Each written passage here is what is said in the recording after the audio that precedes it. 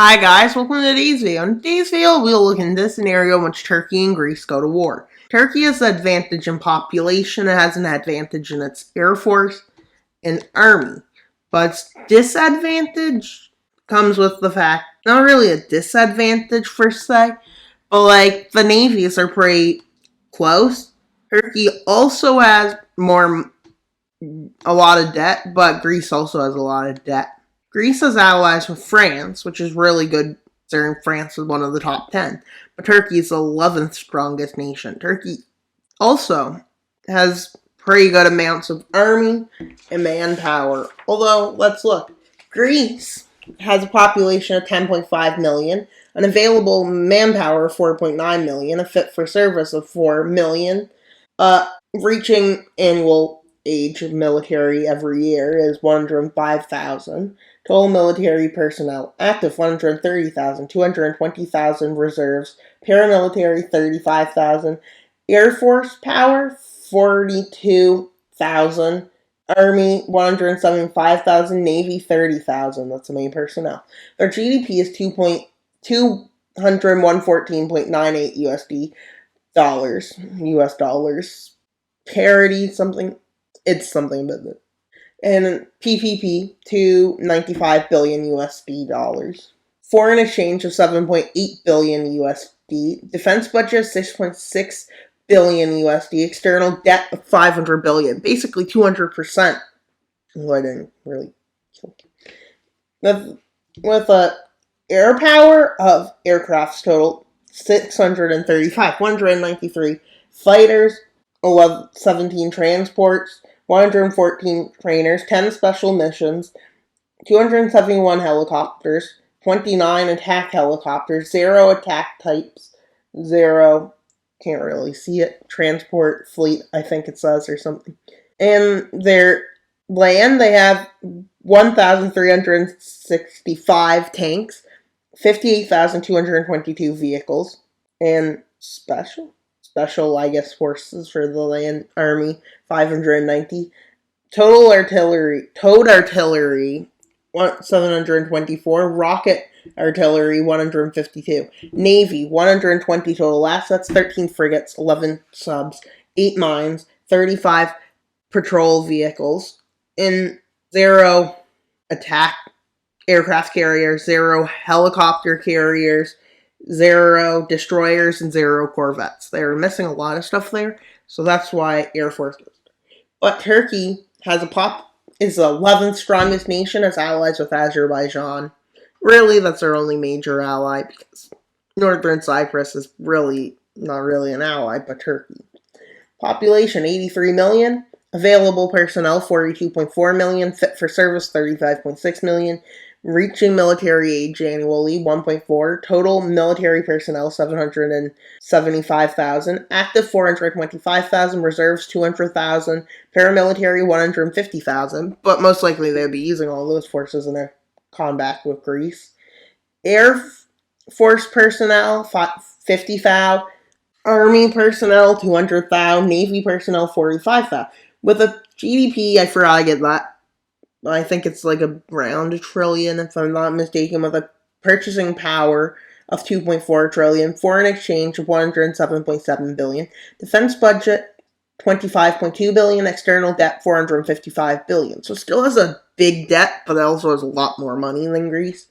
And let's look at the aerial power. So there's aircraft total 1,065, and fighters stock 205, attack types none, 83 transports, 270, is it?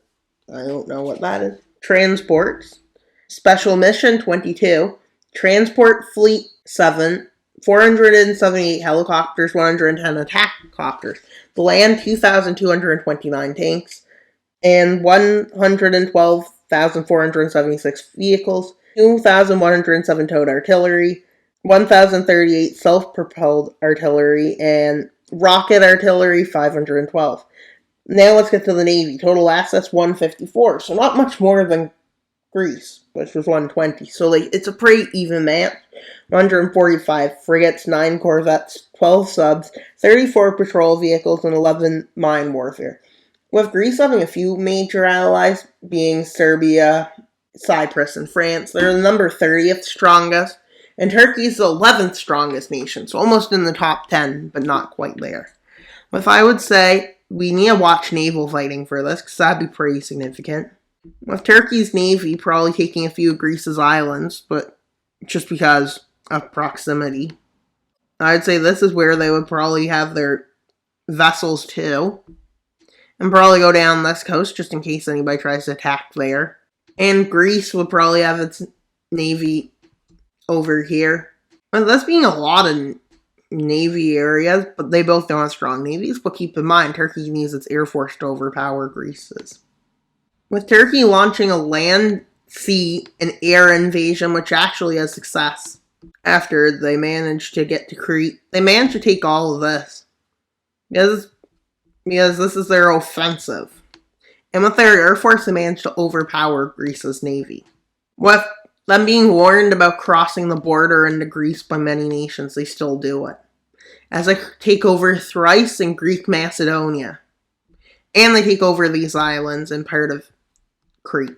France has had enough with this and starts sending aid to Greece. I don't know if they would join directly, maybe they would, but let's say they don't join directly right away. They also, Italy would probably send support behind, I would say, Greece. I mean, chances are Cyprus is definitely supporting Greece, with the north being controlled by Turkey. With Serbia, definitely. Romania, probably. Bulgaria, probably. They probably have major support from this. Germany and Poland and some of the other nations are more so. Probably, I think, supporting both. Ukraine's probably supporting Turkey or Greece. Depends on which side Russia is supporting. And who's supporting Turkey? Besides that, I just realized it's the same color as we're using for navies. We're using for support. Right now, I'd say this is Turkey's support. Azerbaijan. Well, Greece gets the support from them. And so on, with the invasion Turkey started going pretty well. To Greece is like an eighth of the population, although Greece makes a counter-offensive.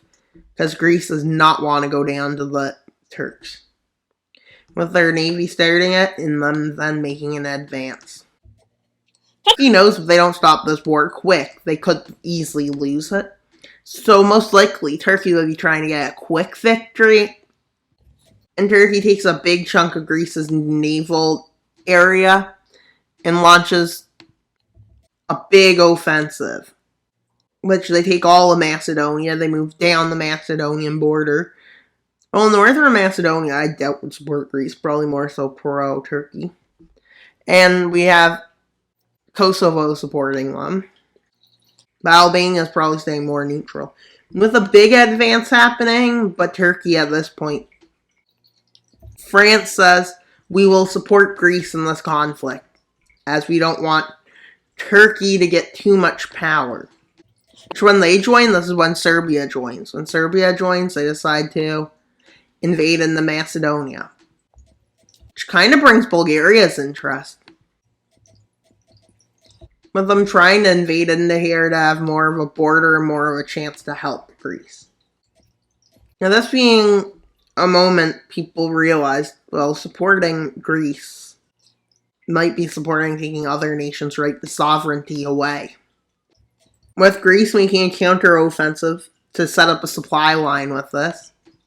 Although Turkey sets up an offensive, they make an offensive into southern Bulgaria. And they quickly move up the Bulgarian coast. Because, well, if they hold this is good. With them now trying to hold the French army, but keep in mind, this is not the full French army. Kind of like when America went to Afghanistan. It wasn't the full American army. That would be foolish to think that was even possible.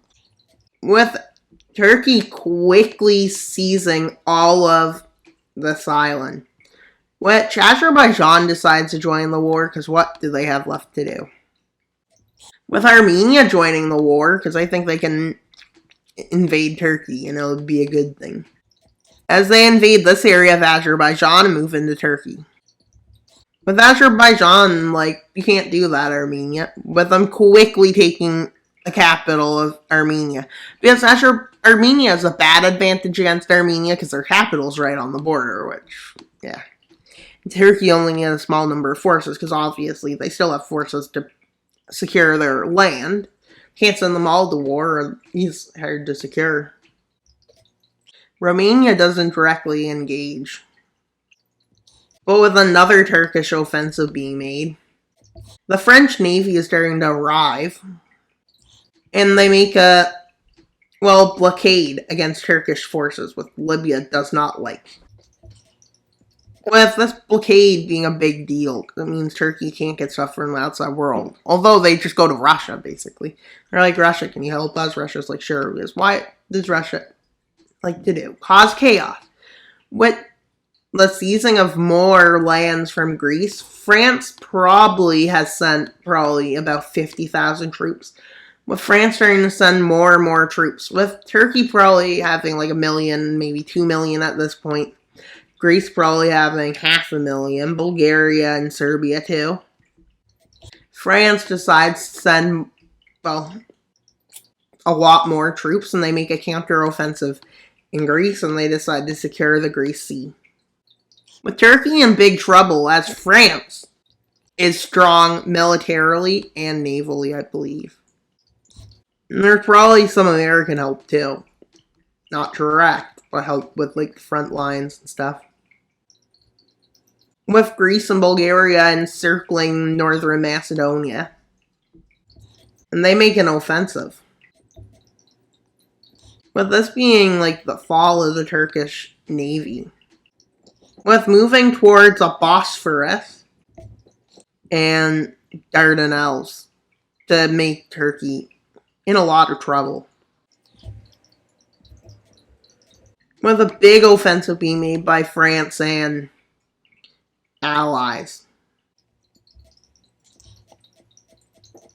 With Turkey realizing this isn't going to end well at this point. With a Greece push towards Izmir. With Greece taking the southern coast. With the fall of the navy of happening. With them realizing maybe they need to give up soon. But they don't. They keep on fighting. Because Turkey, I believe 75% of the people in Turkey are willing to fight there. Somewhere in the 70s, maybe 60s, but it's a pretty high number. With France making a landing here. With France's goal to get to the capital of Turkey. With the terrain of Turkey, I think, is slightly mountainous, so it'll slow it a bit. Not as mountainous as Greece. With Turkey not able to get the quick victory they hoped for, they're now getting invaded. At this point, while Ankara is encircled, basically, they move into Ankara, and Ankara falls along with this area. Turkey at this point surrenders over. Let's see how the peace treaty. I don't think it'll be too harsh on Turkey. Let's see how harsh it is on Turkey. Land, including having an occupation of all of Istanbul. And France takes this land. Greece takes a big chunk of their coast. Azerbaijan still gets land out of it because, they did. And Romania and Italy supported the full way, and probably a few other nations. And, eventually when France joined, if France did directly join, Turkey was gone. Once that happened, once France joined, Turkey was gone. But there's no way there couldn't be a Turkish War of Independence after this, just saying. But that's all for today's video. Please like, subscribe, and comment. Wild Mapper out. Bye, guys!